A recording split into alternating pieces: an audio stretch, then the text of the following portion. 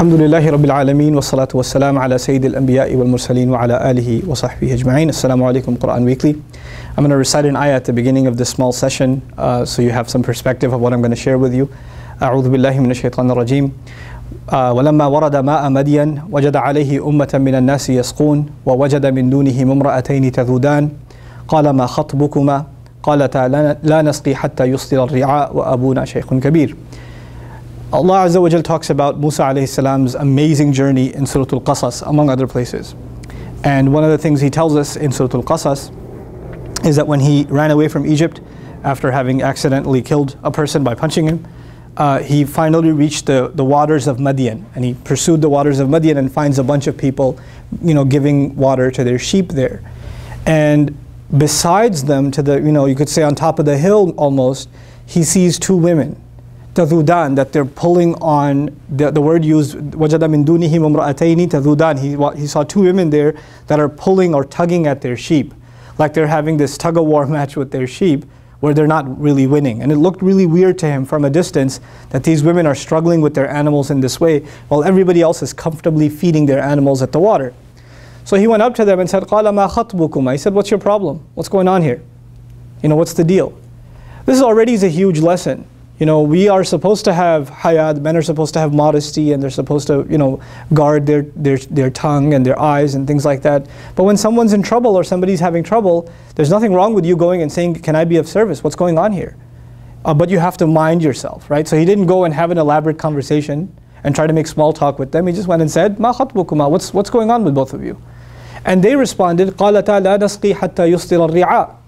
They said, we can't feed our animals until the entire flock of everybody else is done. There's men down there, apparently they don't have a lot of courtesy, so they're feeding their animals and they won't give us room. We don't want to rub elbows with them and go and feed our animals, so we're going to wait until they're all done and all gone, even if it takes us all afternoon, and eventually we'll give our sheep and our goats, etc., some water. Of course, the goats and sheep are not that understanding, and they don't understand these laws, so the animal sees the water and it wants to rush towards it, and they have to constantly pull back on them. I bring this up because this is a really cool example in the Quran of women in the workplace. They explained that Abuna Shaykhun Kabir, they said our father's an old man.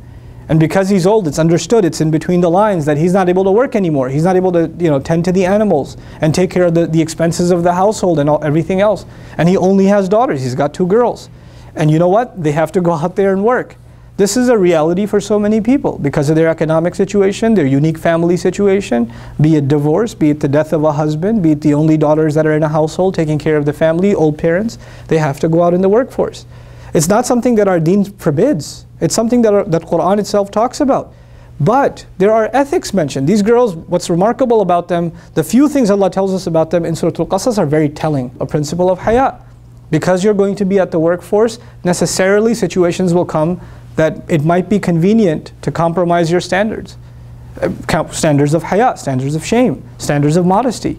But so long as you stick to your principles, you can still get work done. It might be inconvenient, just like they were inconvenienced, but you have to, at the end of the day, your principles cannot move.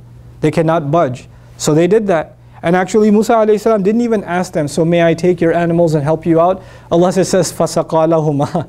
He just grabbed them and fed them and brought them back. ثُمَّ تَوَلَّى إِلَى الظِّلِّ. Then he sat back down in the shade.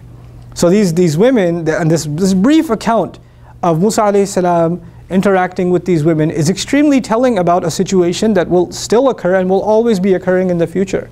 And that is of our sisters, our daughters, our mothers that might have to be in the workforce, and when they do, how are they to carry themselves? Understand that when they were talking to Musa, they didn't know he's a prophet. So they dealt with him like they would deal with any other man. They were really straight up and abrupt with him, and they told him, we're not going down there until these men are done. حَتَّى يُصْدِرَ الرِّعَاء. And don't get any ideas. وَأَبُونَا شَيْخٌ كَبِيرٌ. Our dad is a big sheikh. So smart.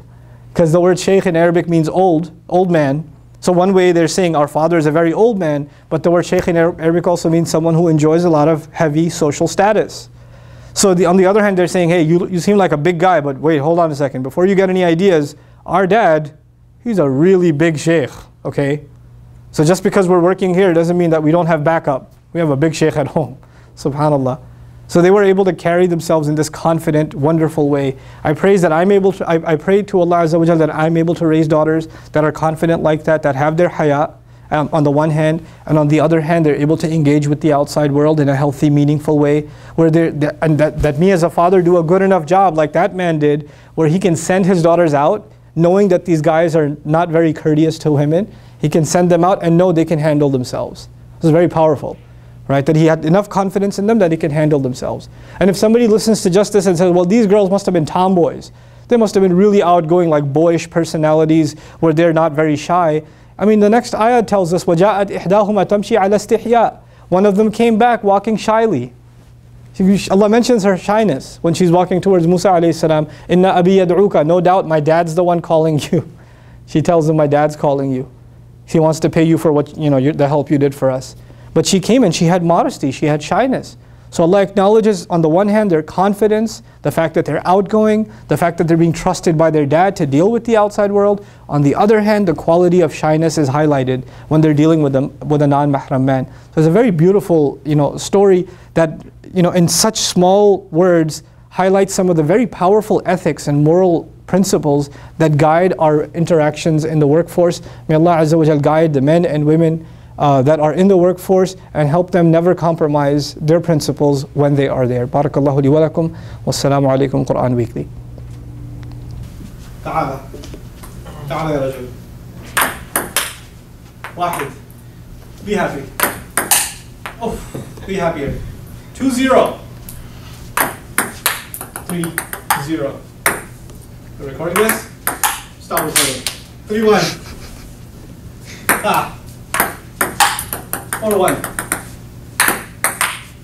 4-2. 4-3. It's called a comeback. It's called, my weak points. 5-3. It's called not paying attention.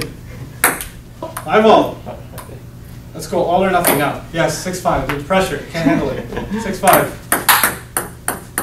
That's okay. That's what happened to the all or nothing? That's it. That's what it is. 6-6. What am I doing? 8-7. My serve. You might have to leave. Oh, that was on camera. What was that? You got that one? That was one of them. That was one this time. That's right. Nice score. Those slow ones. Watch now, watch. Watch now. Oh, whoa. Whoa, take it easy. 11. 17-12. Okay, I had it with you. Oh. 17-13. Are you recording them playing? I don't know what he's recording doing. and he's winning. I can't play when the camera's on. 17-13. 17-13? I laugh at you. 17-14. What happened? Oh, they didn't say. I didn't say. 1 point. 18-16.